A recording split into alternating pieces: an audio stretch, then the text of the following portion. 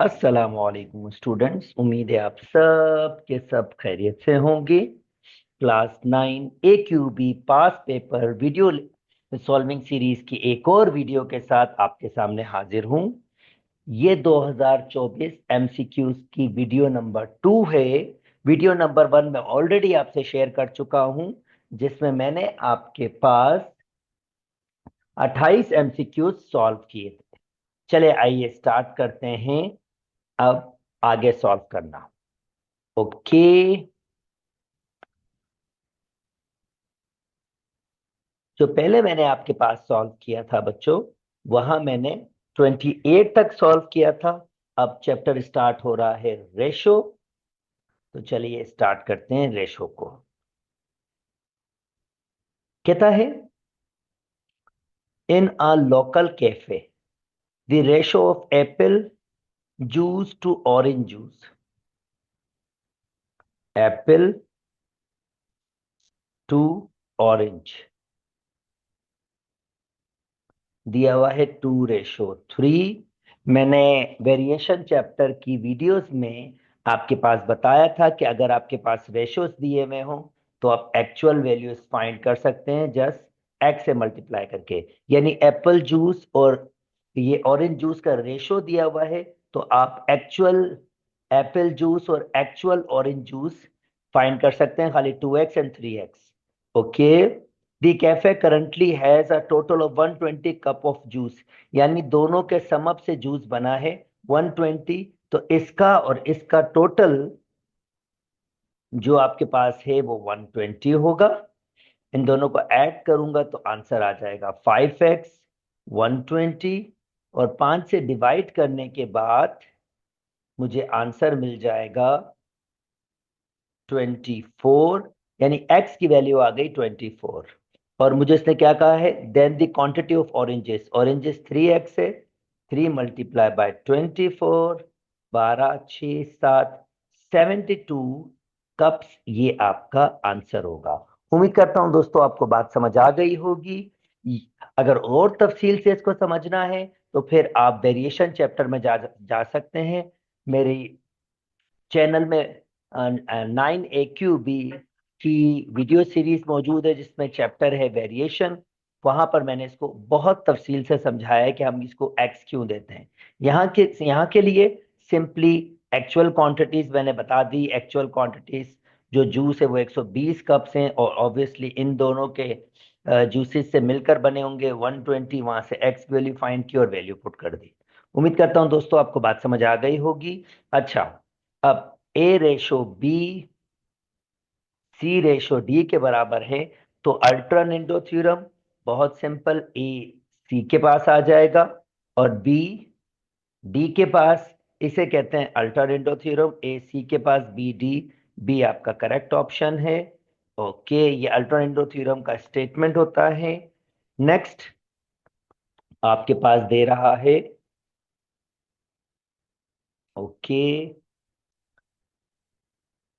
अब नेक्स्ट आपके पास कह रहा है कि मैं आपको एक ग्राफ दे रहा हूं, giving that the graph represent the variation in quantity y with respect to variation in quantity x।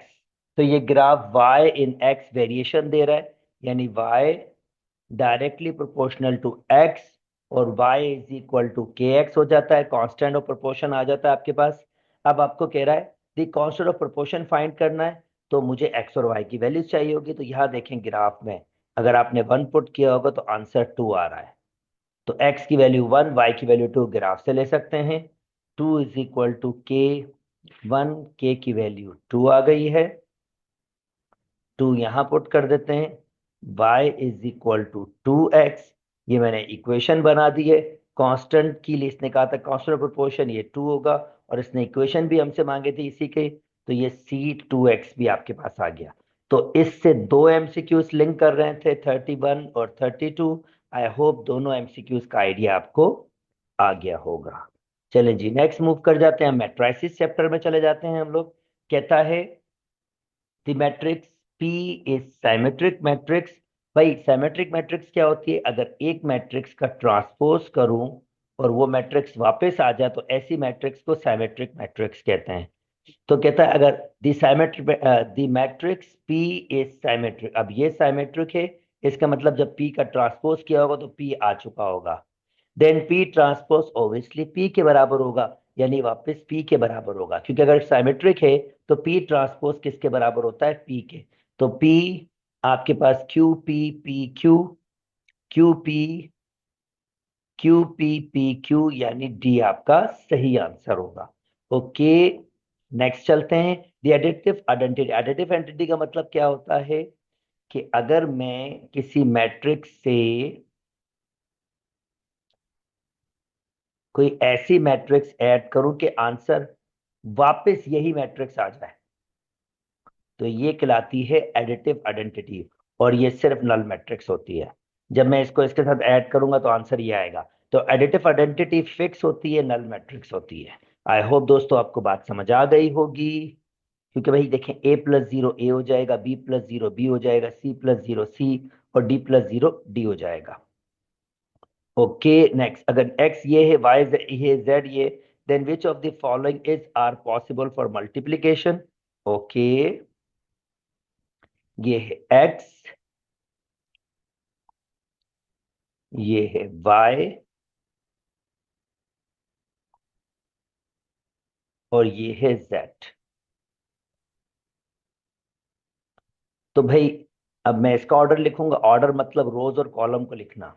तो इसकी दो रोज हैं दो कॉलम है, इसकी दो रोज हैं एक कॉलम है, और इसकी एक रोज है दो कॉलम है।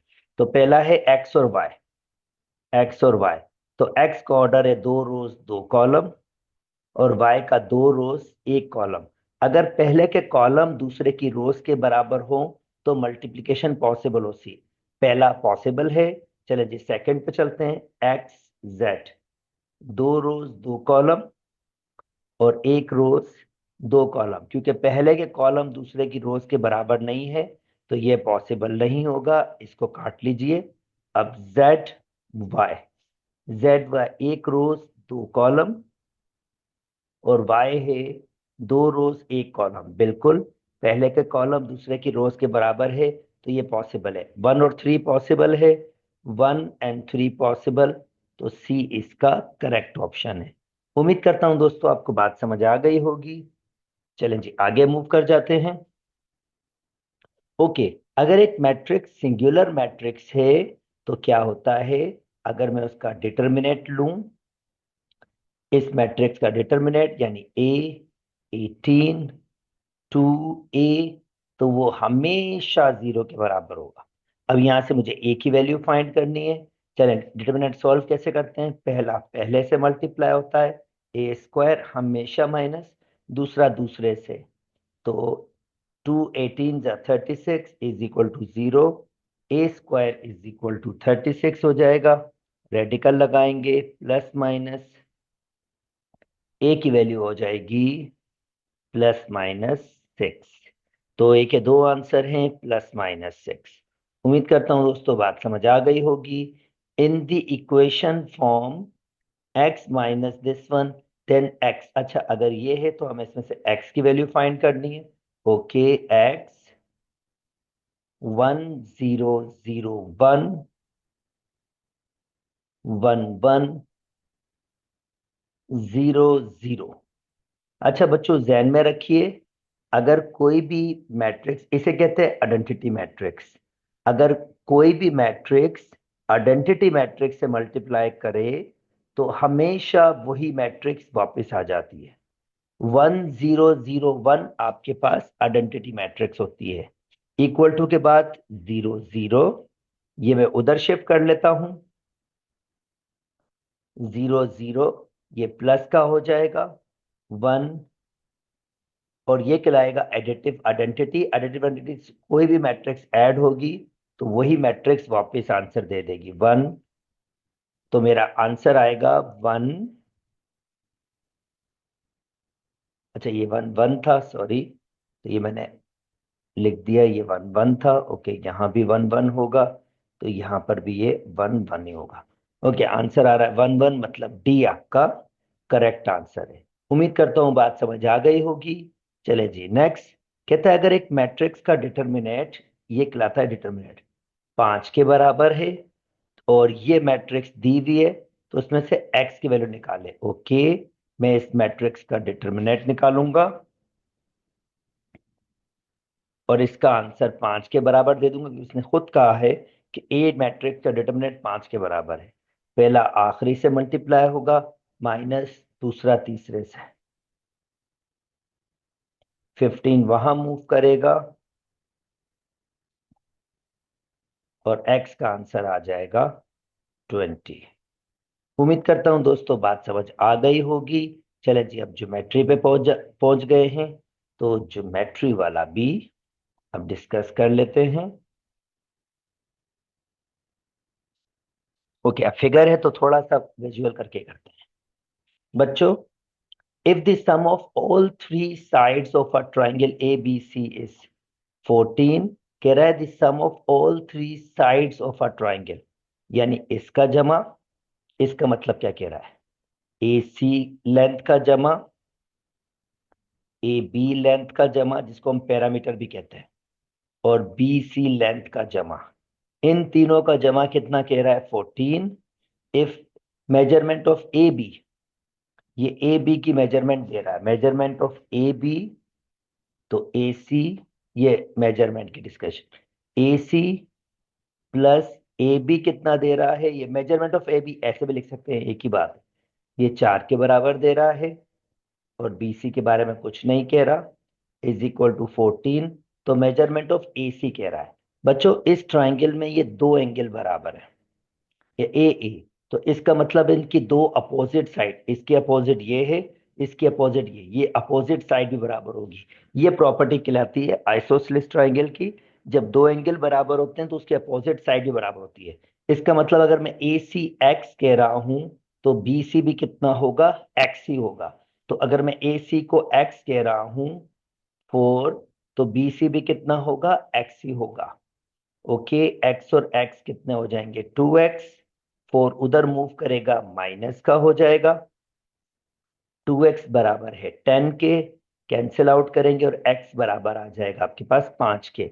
अच्छा, x आपके पास ए सी भी है और बी सी भी, और आपको ए सी फाइंड करना, तो x की वैल्यू यानी ए सी की वैल्यू 5 होगी।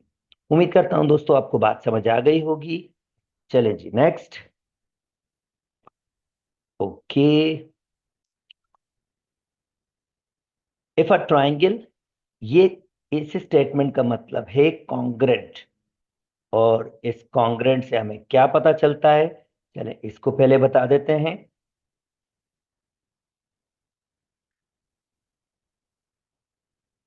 यानी अगर ये कॉन्ग्रेंट है तो इसका मतलब एंगल ए बराबर होगा एंगल डी के, एंगल बी बराबर होगा एंगल एफ के, और एंगल सी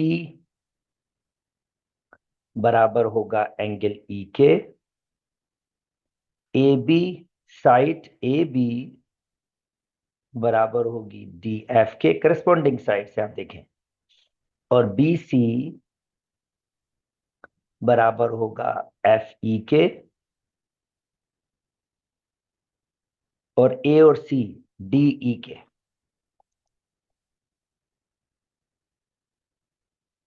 अच्छा जी, जैसे मैंने डिस्कस किया था, मुझे ए की वैल्यू चाहिए और एंगल में, तो एंगल एफ एंगल बी के बराबर होगा।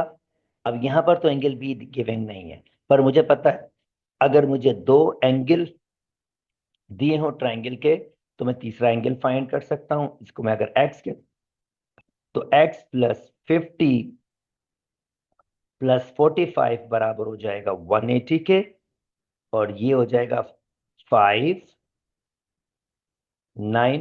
95 बराबर हो जाएगा 180 के, और x बराबर हो जाएगा 95 माइनस करेंगे 180 से, 5 और 80 ये हो जाएगा 85। यानी मुझे ये एंगल मिल गया 85। यानी एंगल बी एंगल एफ यहां बता चुका हूं, एंगल बी किसके बराबर होगा, एंगल एफ के। तो एंगल बी मुझे मिला हुआ 85, और एंगल एफ की वैल्यू कितनी दी हुई है, 35 प्लस 2a, डिग्री ए की वैल्यू फाइंड करनी है, 35 यहां ले आते हैं, वो हो जाएगा माइनस का 2a 0,550 बराबर हो जाएगा 2a। कैंसिल आउट कर लीजिए, a की वैल्यू आ रही है 25 डिग्री। तो ये बी मेरा करेक्ट ऑप्शन होगा। उम्मीद करता हूं दोस्तों आपको ये बात समझ आ गई होगी। चलें जी, नेक्स्ट मूव करते हैं। कहता है in a giving diagram OP is angle bisector. अच्छा जी, ओ से पी एंगल बाइसेक्टर है। एंगल बाइसेक्टर का मतलब angle bisector of L O M. Angle bisector का मतलब होता है कि ये एंगल और ये एंगल इक्वल पार्ट्स में तोड़ा है।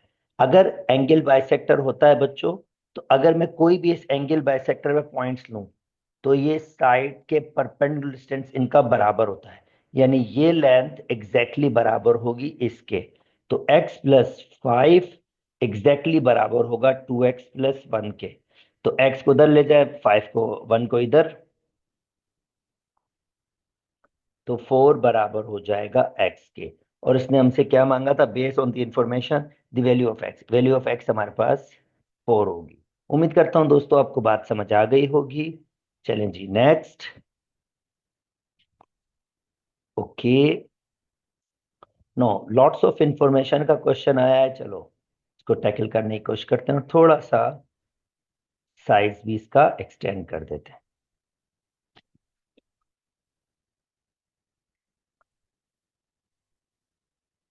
ओके,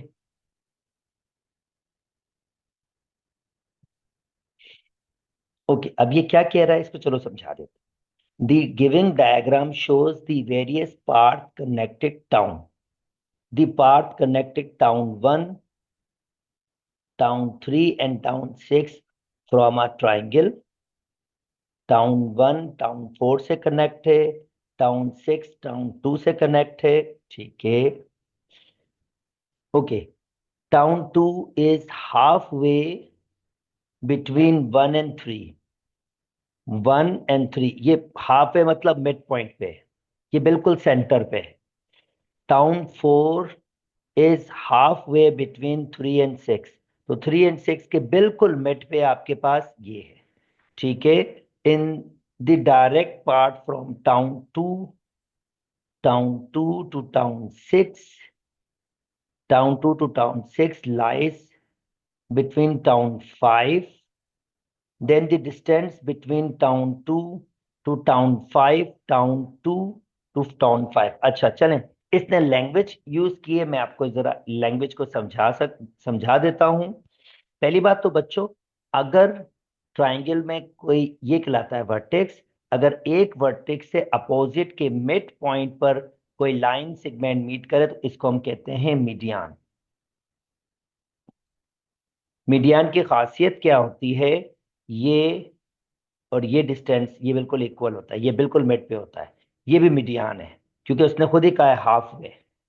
अच्छा, अब सेकंड बात क्या होती है? जब भी मीडियन बनते हैं, जो छोटी लेंथ होती है वो 1 होती है, और जो बड़ी लेंथ होती है वो उसका ट्वाइस, यानी ये रेशो होता है, ये लेंथ का रेशो होता है कि अगर ये x होगा तो फिर ये 2, यानी ये 1:2 पे हमेशा ये लेंथ टूटती है। यानी अगर मैं कंपेयर करूं इस लेंथ का और इस लेंथ का, तो रेशो क्या आएगा? 1:2। अब ये हमसे क्या पूछ रहा है? ये हमसे पूछ रहा है in the direct part from town 2 to town 6, town 5 बीच में आता है। Then the distance between town 2 to town 5 would be, अब अगर ये x होगा तो ये इसका डबल होगा। जैसे half of the between town 3 and town 4, बिल्कुल नहीं।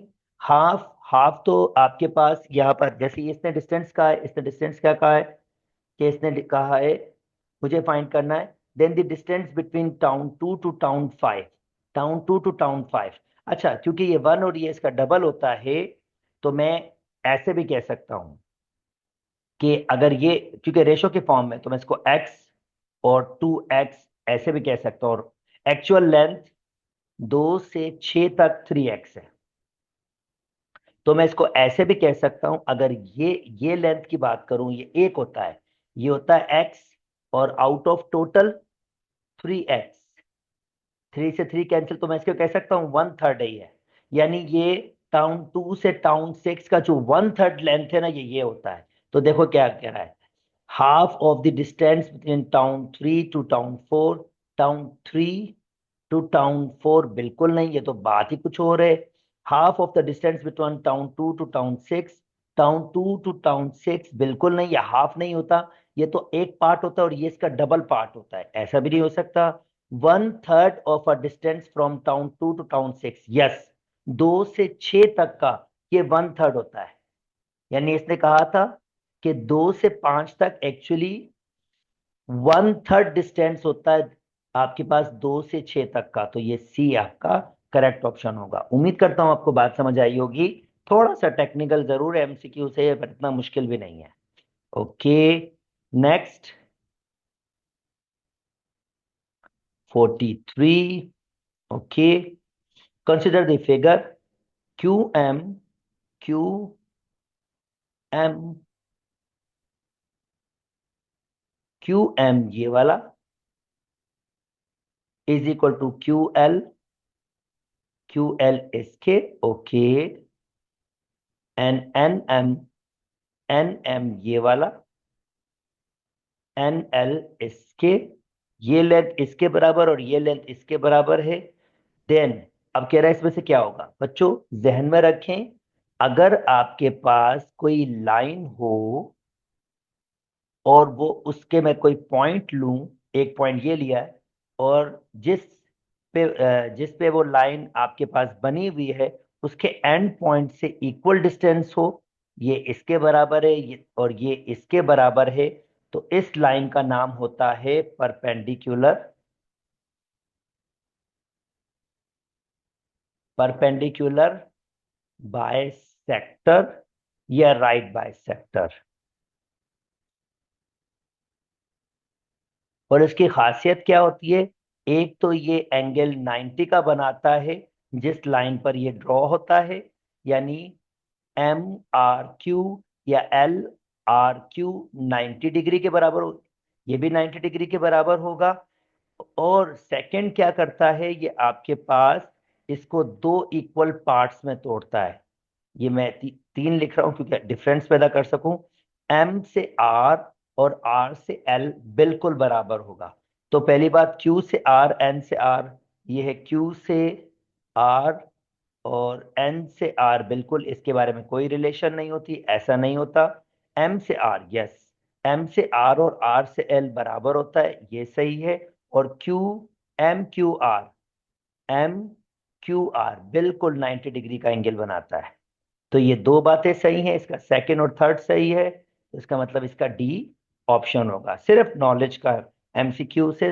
और अगर आपको उसको और तफसील से पढ़ना है दोस्तों, तो मेरी पूरी प्लेलिस्ट है, वहां पर मैंने हर प्रॉपर्टीज, हर थ्योरम के बारे में तफसील से बात की है।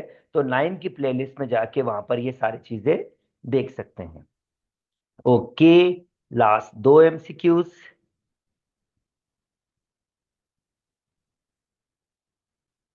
Okay, next, what is the following true of, what is the following true for the giving triangle. भाई अगर ये 6 है, ये 6 है, ये 2 है, तो एक बात, जो सबसे बड़ी साइड होती है उसका जो एंगल होता है वह सबसे बड़ा होता है। अगर जो छोटी साइड होती है तो उसके अपोजिट एंगल छोटा होता है, यानी ये एंगल इस एंगल से बड़ा होगा क्योंकि इसके अपोजिट साइड बड़ी है। तो ये एंगल, तो मैं एक स्टेटमेंट यहां पर डायरेक्ट कह सकता हूं कि एंगल जी बड़ा होगा एंगल ई के, ये तो कंफर्म है। या एंगल ई छोटा होगा एंगल जी के। तो देख लेते हैं कौन सा स्टेटमेंट दिया हुआ है इसने। एंगल जी बड़ा है एंगल ई के, बिल्कुल जी, ये बात तो लाजमी होगी। तो बी हमारे पास करेक्ट ऑप्शन है। ओके, लास्ट में मूव कर जाते हैं। जी दोस्तों, in the giving triangle N G H, if N M bisect Q G R N M, यानी ये बाइसेक, बाइसेक मतलब दो इक्वल पार्ट्स में तोड़ा है, ये एंगल और ये, किस एंगल को, G N R, G N R, इस पूरे एंगल को, इस पूरे एंगल को दो हिस्सों में तोड़ा, एक हिस्सा ये है एक हिस्सा ये, और इक्वल हिस्सों में तोड़ा है। देन एक्स, तो बच्चों जब भी ऐसा हो तो स्टेटमेंट ध्यान में रखें, कैसे बनाएंगे? एक्स रेशो एक्स अपॉन 7, यानी एक्स अपॉन 7। अगर मैंने एक्स से स्टार्ट किया तो फिर ये साइड 3 अपॉन ये आपके पास 7। 7 से 7 कैंसिल, एक्स की वैल्यू आपके पास 3 आ रही है, और ये आपका आंसर हो जाएगा। यानी स्टेटमेंट क्या होता है, अगर ऐसा हो तो ये साइड और ये साइड का रेशो बराबर होता है। अगर मैंने लेफ्ट साइड लिया तो फिर जिस इस लाइन से पहले वाली ये साइड डिवाइडेड इस साइड के बराबर होगा, और एक्स का आंसर आपके पास आ रहा है 3। उम्मीद करता हूं दोस्तों आपको ये वीडियो पसंद आई होगी। अगर मेरी वीडियो पसंद आ रही है तो मेरे चैनल को लाइक कीजिए, सब्सक्राइब कीजिए और दोस्तों के साथ शेयर भी कीजिए। अपना बहुत बहुत बहुत ख्याल रखिएगा। अल्लाह हाफिज।